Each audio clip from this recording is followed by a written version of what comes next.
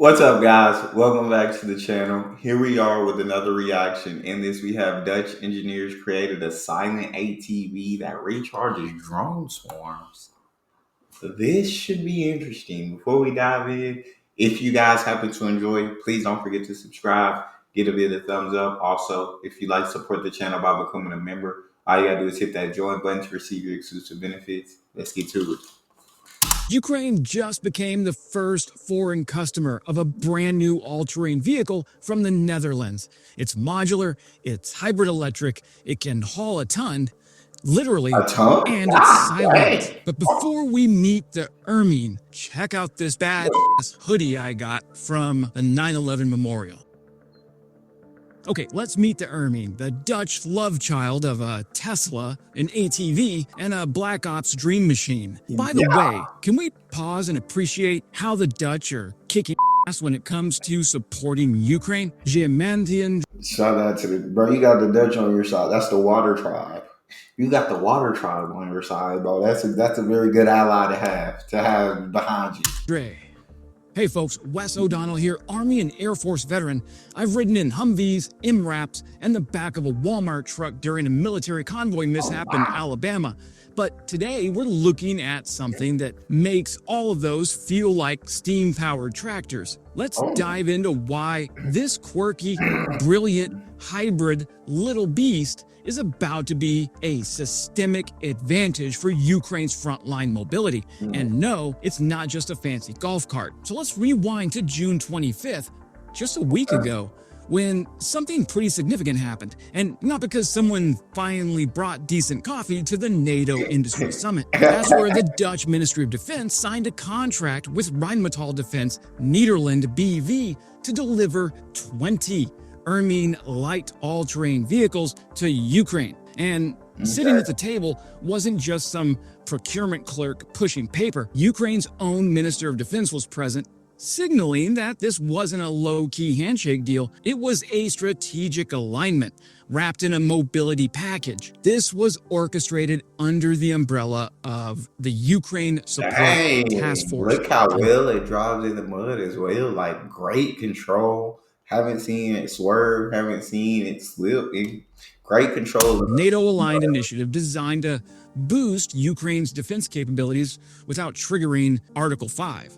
So instead of troops on the ground, we're sending something arguably more useful. Machines that don't need food, sleep, or morale briefings. Now, this is a frontline-focused delivery of bleeding-edge platforms, some manned, some unmanned, all designed to survive and perform in contested environments. And not contested in the bureaucratic sense. I mean actively shelled, drone-harassed, GPS-jammed war zones. These things are being prepped for Ukraine's most dangerous problem sets, starting with casualty evacuation under fire. The Dutch are positioning themselves alongside Rheinmetall and local partners like Demcon and Abium at the cutting edge of next-gen battlefield mobility. This is a quiet flex by the Dutch defense industry. I feel like, I know he said it's silent, but like I want to like hear like somebody actually, like I want to hear him riding around and like starting in it. I'd love to be able to just kind of hear it, but I feel like this is absolutely incredible. And I mean, but it's like I'm not surprised by the Dutch anymore. You got the company, what is it that makes the only company in the world capable, AMSL, capable of making those chips, the semiconductor chips that they make. It's the Dutch are just the innovators. As we don't just build tulips and bicycles, we also build modular war buggies that run on electricity and death stairs. Delivery is slated for 2026, so don't expect Instagram reels of the Ermine doing donuts in Bakhmut tomorrow. But mark your calendar, because this is the first time this platform will see combat deployment, and it could rewrite a chunk of the tactical mobility playbook. So why does Ukraine need a fancy modular electric diesel Frankenbuggy right now? Well, simple, because the battlefield in Ukraine is evolving faster than a Reddit comment thread after a surprise drone strike. And mobility, especially smart mobility has become one of the few remaining currencies of survival. Let's start with the terrain. Ukraine is a patchwork of mud, mines, and murder holes. It's not enough just to be fast. You have to be fast and light enough to cross bridges that might be booby-trapped while also carrying a ton of gear or dragging a wounded soldier out of a zero-luxury fire zone under drone surveillance. That's where the Ermine comes in. Its hybrid drive and 4x4 or 6x6 agility lets it move across terrain that would have a Humvee crying hydraulic fluid. And don't underestimate the threat level. Russia is saturating the skies with Durans, Shaheeds, Lancets, and now even rumors of drone swarms with onboard AI and proximity fuses. Combine that with glide bombs, cluster munitions, and ancient Soviet artillery that somehow still works, and you've got a combat environment where traditional medical or logistics vehicles are basically steel coffins. Ukraine's frontline evacuation challenge is a 90-pound bump. Oh my God, 90 nightmare. Medical medevac units are being asked to play pickup sticks on roads watched by loitering munitions and patrolled by FPV kamikaze drones. The golden hour? That magical hour where a soldier can be saved after he's been wounded? Well, that's been compressed into more like the golden 8 minutes, assuming the crew doesn't have to abandon the vehicle and drag a casualty by foot. Again, enter the Ermine. Stage left. Small, low signature, and operationally unmanned if needed. It can get into places that a NATO standard MRAP can't. It's built for silent watch and hit and run missions. It can sneak in, exfil a casualty, or deliver ammo and disappear before some Russian kid with a PS5 controller finds it on its drone feed. This battlefield is saturated. Multi-domain chaos, the kind where a vehicle that can double as both ambulance and battlefield battery pack becomes more important than yet another tank. And for a military like Ukraine's, young, scrappy, and hungry, I'm just like my country, I'm young, scrappy, and hungry. plug-and-play gear like Ermine is a survival tool, a workaround, a combat enhancer, in the kind of war that's more cyberpunk trench warfare than full-to-gap tank rush. In other words, Ukraine needs the Ermine because the battlefield is unforgiving and getting worse. So let's get into the juicy stuff, the specs. The Ermine is part buggy, part drone, part Swiss Army knife.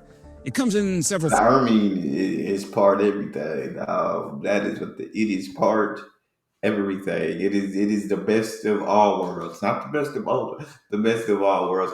But it is really amazing to have a vehicle that can be operated without a driver, it looked like. That can go in silently, get out any soldiers that have been wounded, or pick up any drones or anything, and to retrieve those things. Like, I thought that's a really important thing to have. Formats, a 4x4 quad, 6x6 buggies, and even fully unmanned ground vehicle variants, or UGVs. And they're all built on a shared base platform, which simplifies maintenance and logistics. A huge plus when you're getting shelled. It uses a diesel-electric hybrid drivetrain that powers silent electric motors, 30 kilowatt per axle. The electric-only range is 50 kilometers in rough terrain or 100 kilometers on roads, which is perfect for sneak and peek ops or quick supply runs without alerting every Russian EW team within earshot. And the best part, it can power other equipment on site. Think of it as a mobile microgrid, great for field command posts or recharging small UAVs. The payload? Up to 1 metric ton. That's a couple of wounded soldiers, a pallet of ammo, or a suite of sensors and weapon stations. Airlift capability? Check. Up to 4 Ermines can be crammed into an American-sized CH-47 Chinook or CH-53 for fast-forward deployment.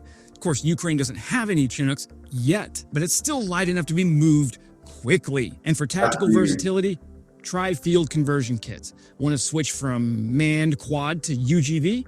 You can do that in the field. The Ermine can navigate by GPS waypoints, follow troops autonomously, or be remote controlled.